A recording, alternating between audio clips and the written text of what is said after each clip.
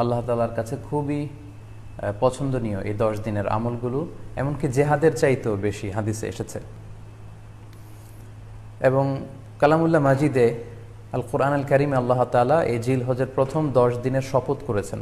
এজন্য আল্লাহ রাসূল সাল্লাল্লাহু আলাইহি ওয়াসাল্লাম এই 10 দিনে যাতে আমরা বেশি বেশি নফল ইবাদত করি আমাদেরকে উৎসাহিত করেছেন। পাশাপাশি আমরা যেন বেশি বেশি তাহমিদ, তাহলিল, তাকবীর দিয়ে এই 10টি দিনকে মুখরিত করে রাখি, এজন্য তিনি আমাদেরকে আদেশ করেছেন।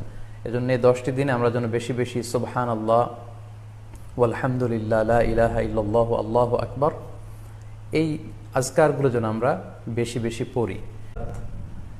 আরাফার রোজা, এই আরাফার রোজা যে ব্যক্তি রাখবে, আল্লাহ রাসূল সাল্লাল্লাহু আলাইহি ওয়াসাল্লাম বলেন যে আমি প্রত্যাশা করি এই সিয়ামের বদৌলতে বিগত একটি বছরের এবং সামনের একটি বছরের যত পাপ হবে এই পাপগুলোকে আল্লাহ তাআলা আমাদের জন্য ক্ষমা করে দিবেন।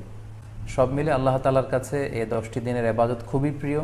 এমনকি হাদিসে এসেছে, যেটা আমরা বললাম, যে জেহাদের চাইতেও বেশি প্রিয়। এজন্য এই সুবর্ণ সুযোগটুকুন যেন আমরা কখনোই মিস না করি। তাই আমাদের সাধ্যমতো আমরা যেন বেশি বেশি নফল ইবাদত করি। আমরা যেন সুযোগ হলে পুরো 10 দিন ব্যাপী আমরা চাইলে নফল সিয়াম রাখতে পারি, আমরা বেশি বেশি কোরআন তেলাওয়াত করতে পারি। বিশেষ করে তাহমিদ, তাহলিল এবং তাকবীর, আলহামদুলিল্লাহ লা ইলাহা ইল্লাল্লাহ আল্লাহু আকবার, এই জিকিরগুলো, এই আজকারগুলো পড়ে পড়ে যেন আমরা এই 10টি দিনকে মুখরিত রাখি।